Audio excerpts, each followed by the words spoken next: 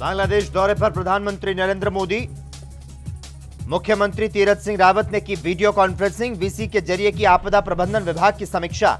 अधिकारियों को मानसून के लिए तैयारियां जल्द पूर्ण करने के निर्देश। उत्तराखंड में 2.5 महीने के बाद कोरोना संक्रमितों में आया जबरदस्त उछाल। शनिवार को सामने आए 257 नए कोरोना संक्रमित।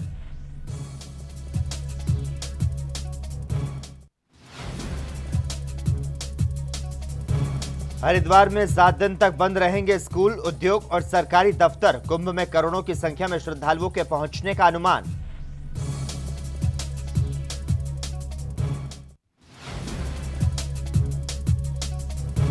और होली के रंग में डूबे वन मंत्री हरक सिंह रावत। बॉलीवुड गानों पर थिरकते आए नजर। सामाजिक संस्था के कार्यक्रम में थिरके मंत्री।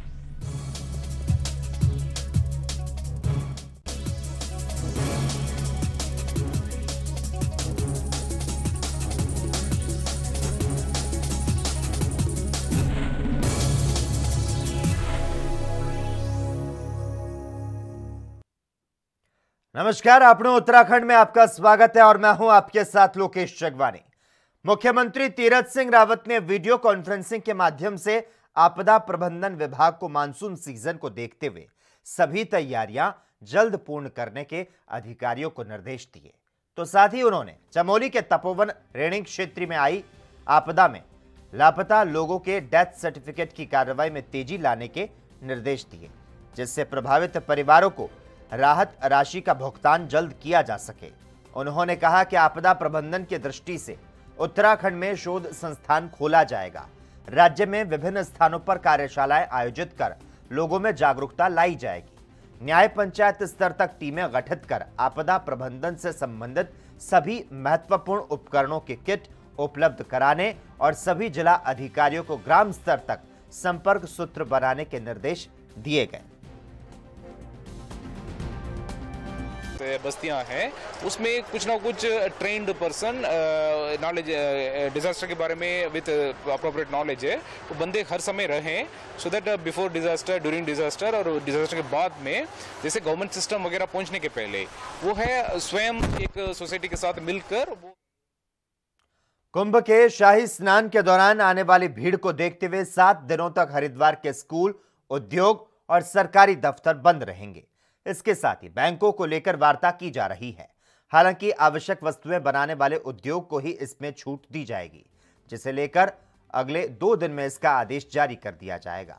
आपको बता दें, महाकुंभ 2021 के सबसे महत्वपूर्ण 12 और 14 अप्रैल को होने वाले शाही स्नान में करोड़ों की संख्या में श्रद्धालुओं के पहुंचने का अनुमान लगाया जा रहा है और इसी को ध्यान में रखते हुए व्यवस्थाएं की जा रही है। 9 अप्रैल से हरिद्वार में भीड़ जुटनी शुरू हो जाएगी, जो 14 अप्रैल के शाही स्नान के बाद ही कम होगी। इसी को देखते हुए प्रशासन की ओर से निर्णय लिया गया है।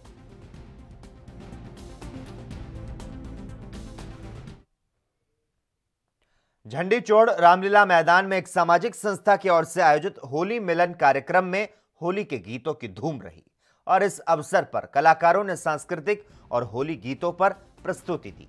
इस दौरान रंग बरसे भीगे चुनर वाली रंग बरसे गीत पर वन मंत्री डॉक्टर हरक सिंह रावत अबीर गुलाल उड़ाते हुए लोगों के साथ खूब थिरके। सांस्कृतिक कार्यक्रम का शुभारंभ गणेश वंदना के साथ किया गया और इस दौरान वन मंत्री ने कहा कि माता और बहनों के संघर्ष के बाद हमें उत्तराखंड राज्य मिला। जिस दिन हम अपनी माता और बहनों के चेहरे पर मुस्कुराहट और बेरोजगारों को रोजगार दिलाने में कामयाब होंगे, उसी दिन हमारी असल होली और दीपावली होगी।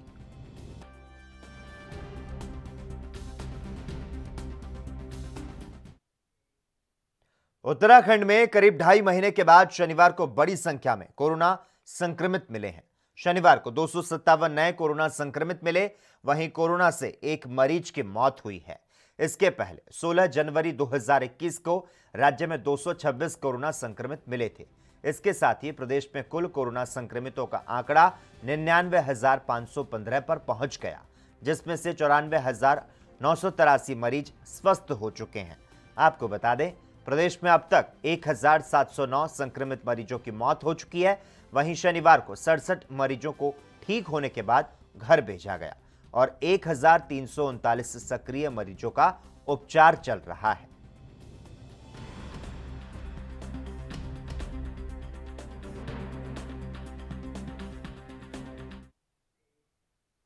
उत्तराखंड के ज्वालापुर से विधायक सुरेश राठौड़ को महामंडलेश्वर बनाए जाने पर मातृ सदन ने निरंजनी अखाड़े को बैन करने की मांग की। मातृ सदन के अध्यक्ष स्वामी शिवानंद ने कहा कि महामंडलेश्वर बनने के लिए गृहस्थ जीवन को त्यागना पड़ता है और किसी गृहस्थ व्यक्ति को महामंडलेश्वर बनाया जाना संन्यास परंपरा और धर्म की मर्यादाओं का अपमान है। इसीलिए मेला प्रशासन से निरंजनी अखाड़े पर प्रतिबंध लगाने की मांग करता हूं। वहीं स्वामी शिवानंद ने निरंजनी अखाड़े को कोर्ट में खींचने की चेतावनी दी। आज एक समाचार आया है कि निरंजनी अखाड़े ने किसी गृहस्थ को महामंडलेश्वर बना रहा है। यह संन्यास परंपरा में एक दुर्भाग्यपूर्ण बात है। मैं मांग करता हूं कि निरंजनी अखाड़े को तत्काल प्रभाव से बैन किया जाए, क्योंकि इन्होंने परंपरा से प्राप्त जमीन जहां पर कि अखाड़े के कैंप सब लगते थे, सबको इन लोगों ने फ्लैट बना करके बेच दिया है। और अब गृहस्थों को महामंडलेश्वर बना करके संन्यास धर्म को कलंकित कर रहा है।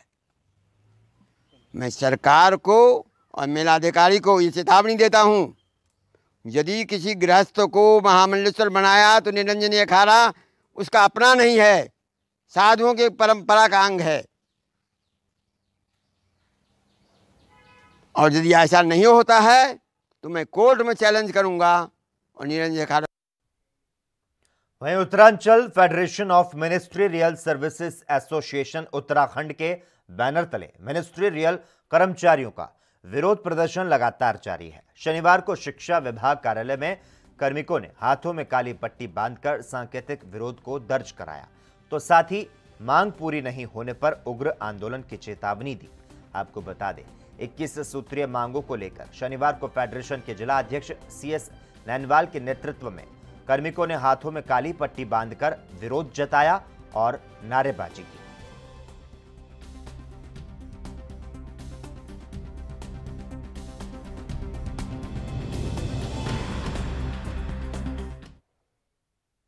महाकुंभ शुरू होने में कुछ ही दिन रह गए हैं। हरिद्वार में अगले गुरुवार से दुनिया का सबसे बड़ा मेला महाकुंभ लगने जा रहा है।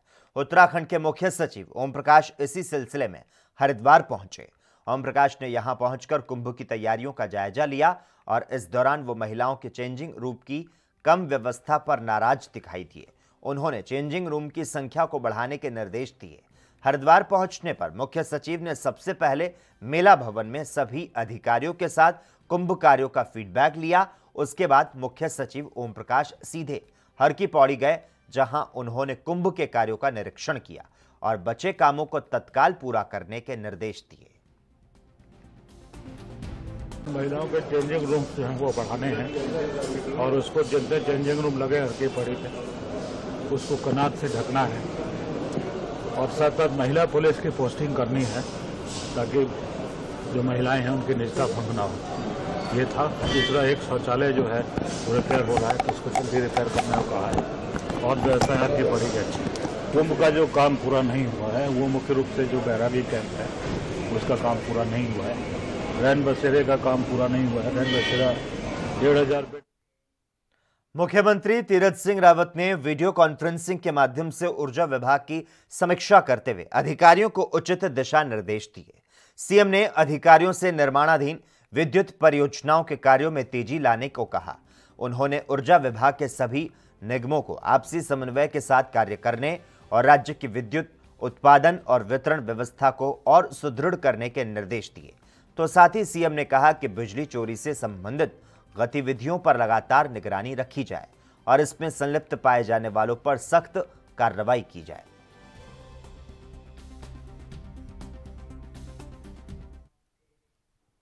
अपने उत्तराखंड में खबरों का सिलसिला लगातार जारी है। हम यहां पर रुकते हैं छोटे से ब्रेक के लिए।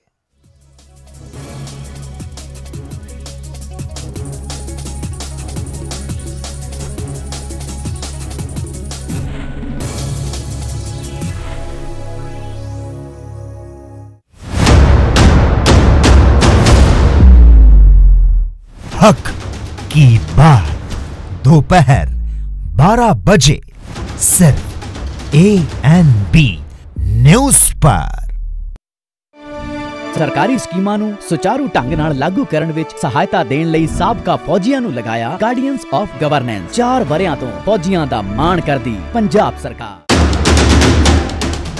राष्ट्र धर्म रात 8 बजे सिर्फ ANB न्यूज पर।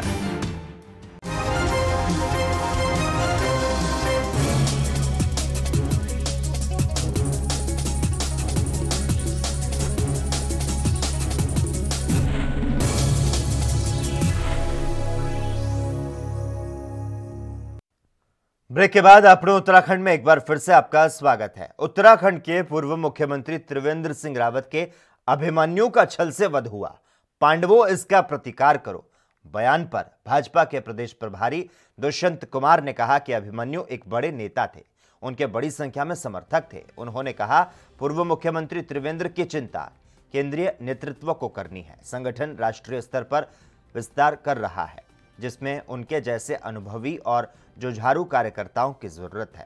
भाजपा प्रदेश कार्यालय में आयोजित प्रेस वार्ता में प्रदेश प्रभारी दुष्यंत कुमार ने कहा कि जल्द ही संगठन की चिंतन बैठक होगी। उन्होंने कहा कि त्रिवेंद्र रावत की सरकार ने विकास की जो नींव रखी, उस पर तीरथ सरकार इमारत बनाने का काम कर रही है।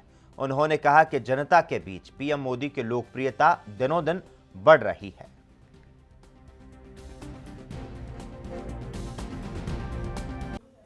कुछ नहीं हुआ। सल्ट के लिए हमने बेशक इसमें चर्चा की है। हाँ, 2022 के लिए हमने सभी मंत्रियों को कहा है कि वे अपनी परफॉर्मेंस ये मान के चलें कि आप जनता के लिए कितना अच्छे से अच्छा कर सकते हैं।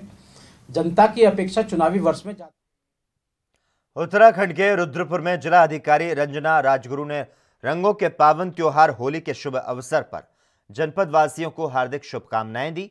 उन्होंने अपने संदेश में कहा कि रंगों का ये त्योहार सभी के जीवन में खुशियां लाए। तो साथ ही उन्होंने होली पर रासायनिक रंगों की जगह हर्बल रंगों का प्रयोग करने की हिदायत दी।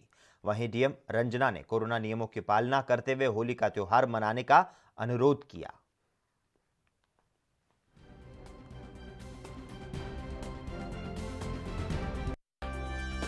मैं रंजना राजगुरु, जिलाधिकारी उधम सिंह नगर। मैं समस्त जनपद वासियों को रंगों के त्यौहार होली की ढेर सारी शुभकामनाएं देती हूँ और ईश्वर से यही प्रार्थना करती हूँ कि सभी की लाइफ खूब कलरफुल हो और ब्राइट हो, बिल्कुल होली के रंगों की तरह। और मेरा सभी से इसी के साथ एक अनुरोध भी है कि अभी कोविड का खतरा टला नहीं है, तो सभी होली मनाते समय कोविड की जो भी गाइडलाइंस है उनका अनुपालन करें और उसका बिल्कुल ध्यान रखें।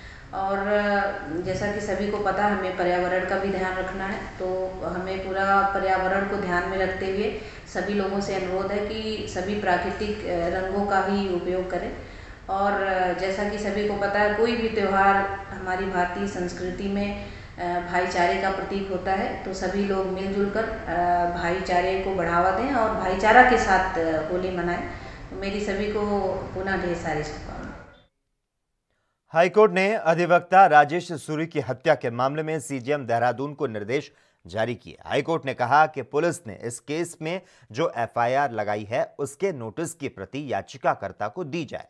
तो साथ ही कोर्ट ने कहा कि 2 माह के अंदर मामले को निस्तारित कर इसकी रिपोर्ट हाईकोर्ट में पेश करें।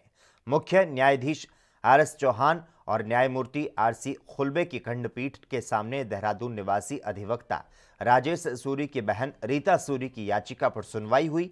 सुनवाई के दौरान मृतक की बहन रीता सूरी ने कोर्ट को बताया कि घटना को 6 साल हो गए, लेकिन अभी तक पुलिस मामले की जांच नहीं कर पाई है।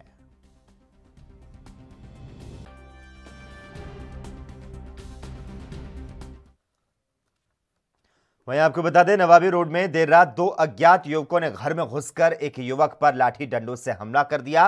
परिजनों का शोर सुनकर स्थानीय लोग घर से बाहर निकले और भीड़ को देखते ही हमलावर मौके से फरार हो गए।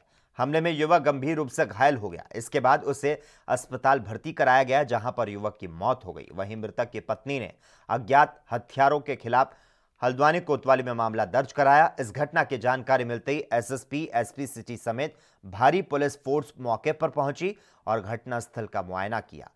परिजनों की तहरीर के बाद पुलिस हथियारों की तलाश में जुट चुकी है।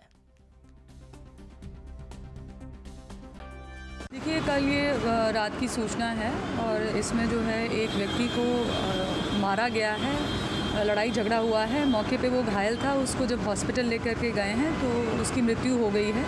इसमें मुकदमा दर्ज किया गया है 302 का और इसमें हम लोगों ने टीमें जो हैं कई जगह पे लगा रखी हैं अलग अलग ऑब्जेक्टिव से, और हम कोशिश कर रहे हैं कि इसका हम जल्द से जल्द खुलासा कर सकें। तो मैडम, मारने वाले लड़के लोकल के ही बताए जा रहे हैं सर? लोकल के ही हैं और उसके जानने वाले थे, तो हम लोग उनको ट्रेस आउट कर रहे हैं और बहुत जल्द इसका खुलासा किया जाएगा। कितने लोग को उम्मीद है इसमें घटना में शामिल हुए? अभी कुछ भी नहीं कह सकते। उत्तराखंड के रुड़की में 90 फीट गहरे ट्यूबवेल से एक लापता युवक का शव मिलने का मामला सामने आया। जेसीबी से मिट्टी हटवाकर 16 घंटे की कड़ी मशक्कत के बाद पुलिस ने ट्यूबवेल के 90 फीट गहरे बोरवेल से लापता युवक का शव बाहर निकाला। वहीं परिजनों ने युवक की हत्या की आशंका जताई है। पुलिस ने शव का पंचनामा भरकर पोस्टमार्टम के लिए सिविल अस्पताल भेज दिया, तो साथ ही युवक के मोबाइल की कॉल डिटेल खंगाली जा रही है। आपको बता दें, सिविल लाइंस कोतवाली क्षेत्र स्थित गांव बेड़ड़ा निवासी सोनू 4 दिन पहले संदिग्ध हालत में लापता हो गया था, जिसका शव बोरवेल से बरामद कर लिया गया।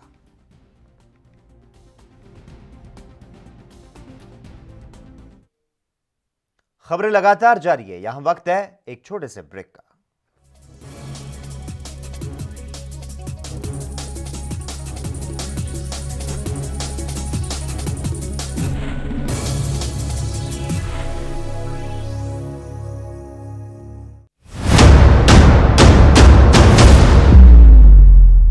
हक की बात दोपहर 12 बजे सिर्फ ANB न्यूज पर। ਮਹਾਰਾਜਾ ਭੁਪਿੰਦਰ ਸਿੰਘ ਪੰਜਾਬ ਸਪੋਰਟਸ ਯੂਨੀਵਰਸਿਟੀ ਦੀ ਪਟਿਆਲਾ ਵਿਖੇ ਕੀਤੀ ਸਥਾਪਨਾ 4 ਵਰ੍ਹਿਆਂ ਤੋਂ ਨਸ਼ਿਆਂ ਤੋਂ ਦੂਰ ਕਰਨ ਲਈ ਖੇਡਾਂ ਨੂੰ ਪ੍ਰਫੁੱਲਤ ਕਰਦੀ ਪੰਜਾਬ ਸਰਕਾਰ। राष्ट्र धर्म रात 8 बजे सिर्फ ANB न्यूज पर।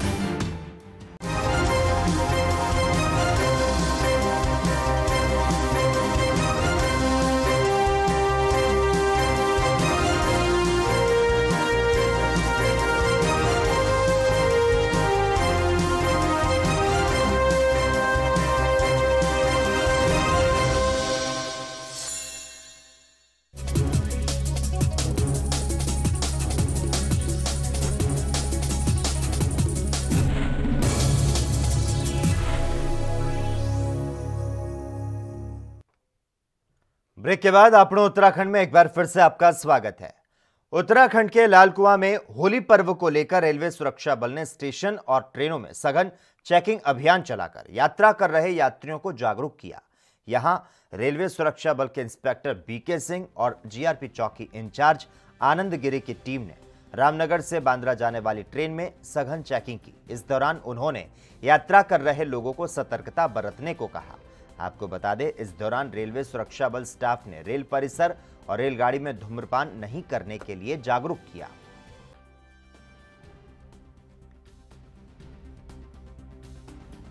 देखिए, ये एक विशेष अभियान चल रहा है। ट्रेनों में विस्फोटक और ज्वलनशील पदार्थों की विशेष चेकिंग हो रही है। आपने सुना होगा कई जगह ट्रेनों में छिटपुट घटनाएं आग लगने की हुई है। इसको रोकथाम करने के लिए रेल मंत्रालय के द्वारा आदेश दिए गए हैं, विशेष रूप से इस पर निगरानी की जाए और ऐसे लोग जो इस तरह का हरकत कर रहे हैं उनके खिलाफ सख्त कार्रवाई की जाए। देख रहे हैं जीआरपी के साहब हमारे साथ खड़े हैं। आज आपने देखा होगा, हमने जॉइंट एक इनिशिएटिव लिया था। इसमें सुबह से आज भारत बंद भी था, तो वहाँ भी हमने जॉइंट अभियान चलाया और 50 स्पेशल से एक जुलूस गुजरी थी, उसका भी हमने शांतिपूर्ण तरीके से वहाँ से निकाला और सारा दिन मुस्तैदी से आज हम काम कर रहे हैं। हम लोगों ने इस अभियान के तहत यार्ड में जो भी यहाँ पर आपके इस्टेब्लिशमेंट्स हैं, जैसे PRS है, पार्सल है, कैरेज है, हर जगह अवेयरनेस ड्राइव चलाया है। जो लोग ट्रेनों में आ रहे हैं उनको समझाया जा रहा है, बुझाया जा रहा है कि आप बीड़ी सिगरेट इत्यादि का प्रयोग ना करें और अगर आप करेंगे तो हम रेलवे एक्ट के तहत जो है कार्रवाई करेंगे। कोरोना संक्रमण बढ़ने का असर होली और अन्य त्योहार पर दिखाई देगा। 28 और 29 मार्च को होली महोत्सव और अन्य पर्व को लेकर सरकार ने दिशा निर्देश जारी कर दिए हैं। होलिका दहन और होली मिलन कार्यक्रम स्थल पर सिर्फ 50% व्यक्तियों को मौजूद रहने की अनुमति होगी। यह संख्या 100 से ज्यादा नहीं होगी। तो साथ ही कंटेनमेंट जोन में होली खेलने पर पूरी तरह से प्रतिबंध रहेगा। वहां घरों के भीतर ही होली मनाई जा सकेगी। मुख्य सचिव ओम प्रकाश ने सभी अपर मुख्य सचिव, प्रमुख सचिव, पुलिस महानिदेशक, गढ़वाल और कुमाऊं मंडल आयुक्त और जिला अधिकारियों को उक्त दिशा निर्देश जारी किए।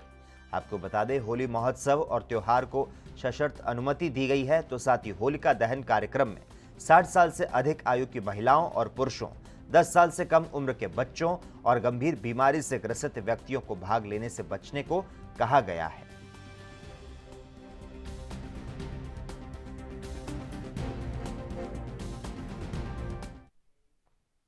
भगवान भोलेनाथ के ससुराल धर्मनगरी में उनका डमरू त्रिशूल श्रद्धालुओं की आस्था और आकर्षण का केंद्र बनेगा। श्री पंचदशनाम जूना अखाड़ा 141 फुट ऊंचा डमरू त्रिशूल स्थापित करने जा रहा है। 80 लाख रुपए की लागत से डमरू त्रिशूल तैयार होकर हरिद्वार पहुंच गया है। 5 अप्रैल को आपको बता दें, ललतारू पुल के निकट दोखरण हनुमान मंदिर मायापुरी में विधि विधान के साथ इसे स्थापित किया जाएगा। शहर में सबसे ऊंचा होने के कारण ज्यादातर इलाकों में श्रद्धालु इसे देख पाएंगे। आपको बता दें, इसे हाई क्वालिटी स्टील से तैयार किया गया है। जूना अखाड़ा के अंतर्राष्ट्रीय संरक्षक श्री महंत हरिगिरी के मुताबिक डमरू त्रिशूल 80 लाख रुपए की लागत से बना है। कंपनी का दावा है कि 250 साल तक स्टील खराब नहीं होगा।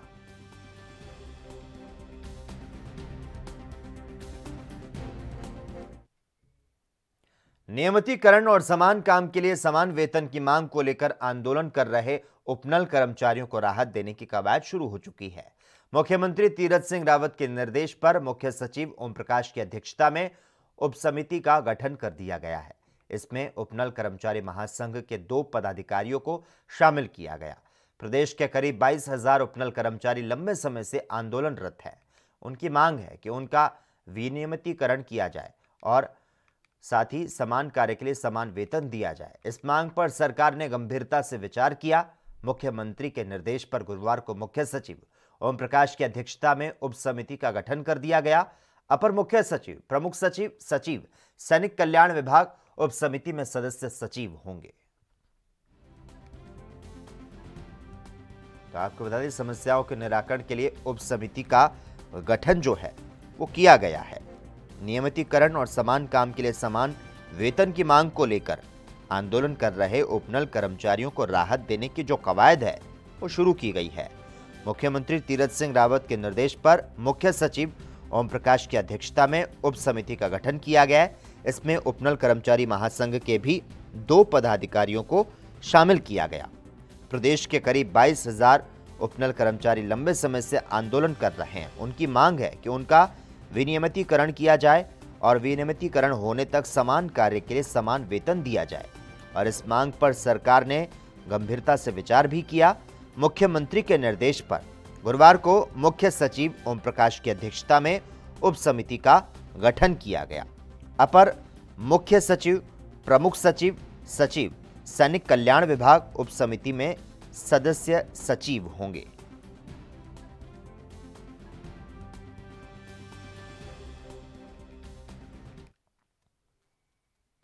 हरिद्वार में आयोजित कुंभ मेले में आने वाले श्रद्धालुओं की सुरक्षा और भीड़ को नियंत्रित करने के लिए सुरक्षा बलों की तैनाती की गई है। इस बार आधुनिक तकनीक के जरिए कुंभ मेले की मॉनिटरिंग की जाएगी। आईजी संजय गोंजियाल ने बताया कि मेला नियंत्रण भवन में अत्याधुनिक तकनीक युक्त कंट्रोल रूम बनाया गया है। पुलिस मुख्यालय में अंतर्राज्यीय पुलिस समन्वय बैठक में नगर पंचायत के कस्बे और बाईपास की मुख्य जगह पर लगे इंटरनेट प्रोसेसिंग बेस्ड कैमरों को हरिद्वार कुंभ के कंट्रोल रूम से जोड़ने का निर्णय लिया गया और इसके लिए उत्तराखंड शासन की ओर से चेयरमैन जहीर फारूकी को खत लिखकर डायवर्जन रूट पर लगे कैमरों का संयोजन करने को कहा गया। हरिद्वार एसपी ट्रैफिक की ओर से लिखे गए खत में बताया गया कि 12 से 14 अप्रैल को प्रमुख स्नान पड़ेंगे, जिसके चलते 7 अप्रैल से दिल्ली, हरियाणा, राजस्थान आदि राज्यों से बड़ी संख्या में यात्री और वाहनों के आने की उम्मीद है। तो हरिद्वार में आयोजित कुंभ मेले में आने वाले श्रद्धालुओं की सुरक्षा और भीड़ को नियंत्रित करने के लिए सुरक्षा बलों की जो तैनाती है वो की गई है और इस बार आधुनिक तकनीक के जरिए कुंभ मेले की मॉनिटरिंग की जाएगी। आईजी संजय गुंजियाल ने बताया कि मेला नियंत्रण भवन में अत्याधुनिक तकनीक युक्त कंट्रोल रूम बनाया गया है। पुलिस मुख्यालय में अंतर्राज्यीय पुलिस समन्वय बैठक में नगर पंचायत के कस्बे और बाईपास की मुख्य जगह पर लगे इंटरनेट प्रोसेसिंग बेस्ड कैमरों को हरिद्वार कुंभ के कंट्रोल रूम से जोड़ने का निर्णय जो है वो लिया गया है।